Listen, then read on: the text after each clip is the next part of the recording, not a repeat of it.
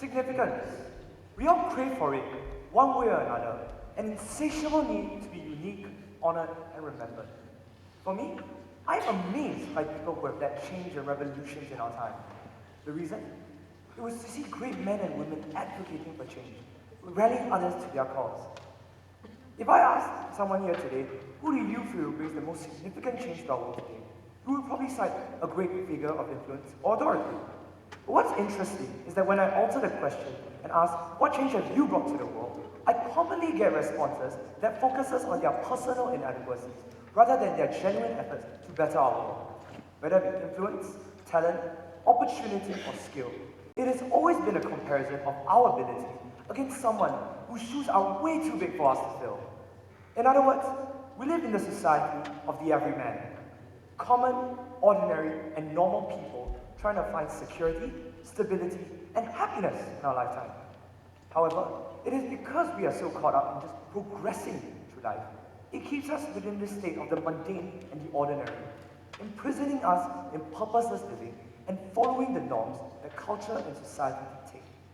Growing up, I've seen so many people with revolutionary ideas to even better our world and to change the status quo, become afraid of general opinion and public threats more than anything, and conform back to anyone you might find in society. But what if I told you we could change that? What if I tell you that everyone has the power to live extraordinarily? It is not limited to the 1%. It is not kept for a specific group of people, but it is accessible to everyone. Now, you might think, this is enticing. But how do I get there? Well, I do not have any direct or straight answers to that. For everyone comes with different strengths and different attributes. But what I can offer are three questions, three guiding questions that if you are able to tap into their importance and tap into the principles embedded within you, you might be able to unleash your potential to change our world. Question one, what is your purpose? What defines us? Is it our accolades? Is it our achievements? Is it our status? Perhaps even for some, our occupation. The truth is, it doesn't matter. Because it is temporal, it's short-term, it's external.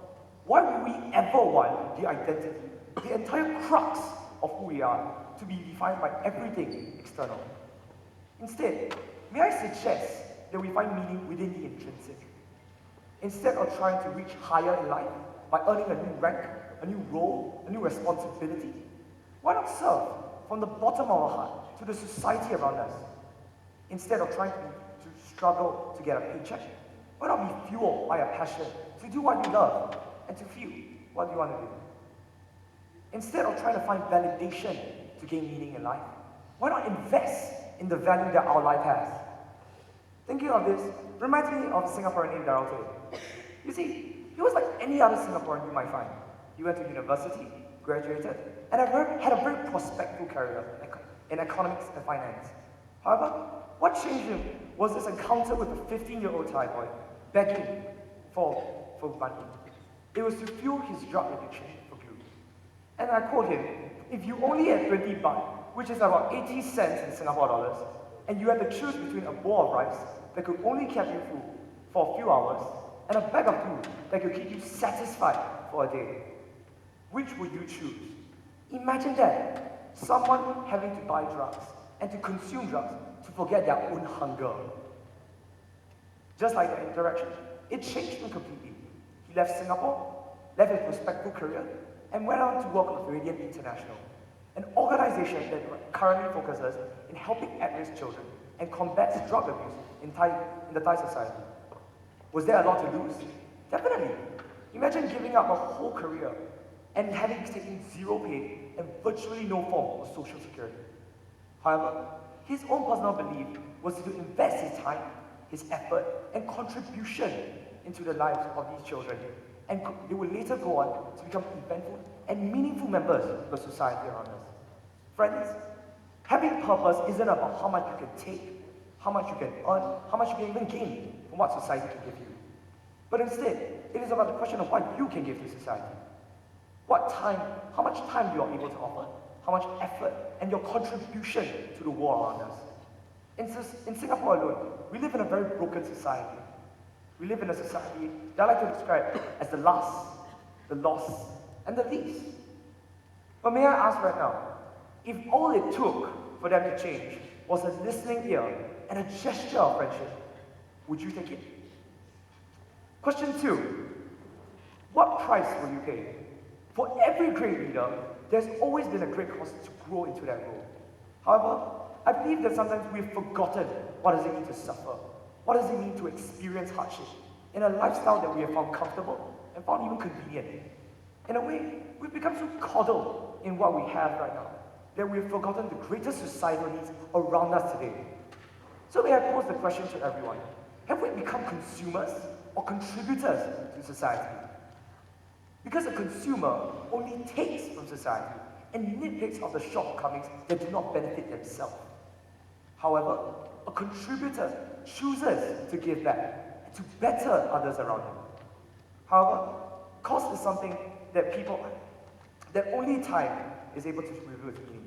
Imagine fighting for your dream and being seen as erratic, illogical, or even flat out ridiculous because of its deviance from the social norm. Imagine the heartbreak, the humiliation, and perhaps even the burnout one may experience to fight for their dream. But take heart, knowing that in every cost that we pay, it gives value to the things that we enjoy. In every cost that we sacrifice, that we attain, it gives even our contribution and our effort even greater meaning. This really brings me back to the innovators of the airplane, Wilbur and Orville Wright. Now, could you even think of a world without the airplane? Something that has been so accessible, so convenient, so cheap to us. But have we forgotten the cost that Wilbur and Orville Wright paid? They gave up an entire company of financial security as a bicycle company with massive profits. They had zero knowledge in aerodynamics, and most of all, they had to test an entire decade of trial and error in order to figure it out. And they succeeded. In 1905, the Wright Flyer became the world's first operational aircraft. You see, the Wright brothers had little to gain, little reason to suffer, and lesser to gain.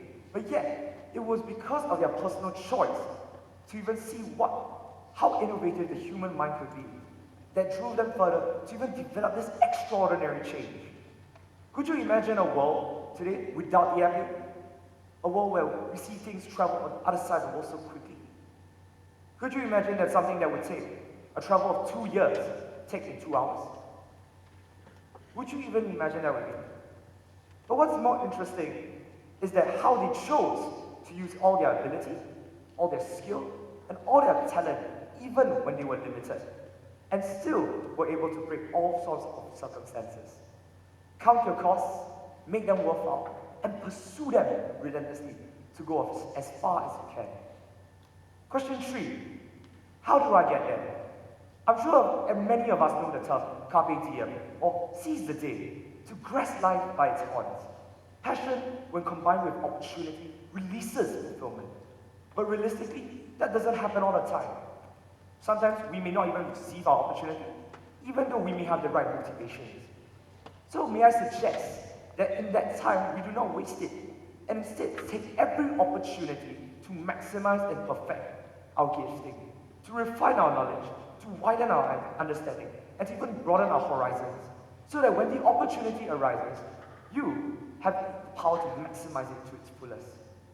At best, it is people with dogged determination to pursue their dream, to even fight for it relentlessly, and to see how it can go about to change their lives and others around them. Some people hustle for their dreams, some people give up, some people pursue it relentlessly, some people complain.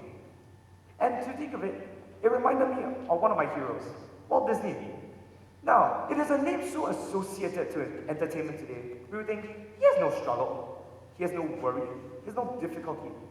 But mind you, it was a man of 28 years of rejection, of failure, of suffering upon other people, being robbed of opportunity after opportunity after opportunity. His lowest was the loss of the rights of Oswald the Lucky Rabbit, and in addition, his entire creative team. He had to start from scratch, but yet continue to pursue his gifting and continue to refine it. And in the end, he won his first Academy Award in 1928, called Flowers and Trees, the world's first animated film in full color, that won him an Oscar in Best Short Subject in Cartoon. Friends, we see that Walt Disney was renowned not because he had talent, but because he refined it into something so versatile with great depth and range. How many of us even take the time right now to even improve ourselves daily? The greatest change doesn't come by doing something great. It is about making minor and small adjustments that lead to something greater. So as I close my time, I'd like to leave you with a quote by Michelle Obama in our autobiography, Coming. Do we settle for the world as it is, or do we work for the world as it should be? Today, I've shared how everyone has the power to live extraordinarily by having a firm purpose, by counting their costs and making them worthwhile, and to even constantly refine their talent and their gifting. I firmly believe, and still do, that everyone has the power to live extraordinarily. So what are you waiting for? Go live the life that you deserve.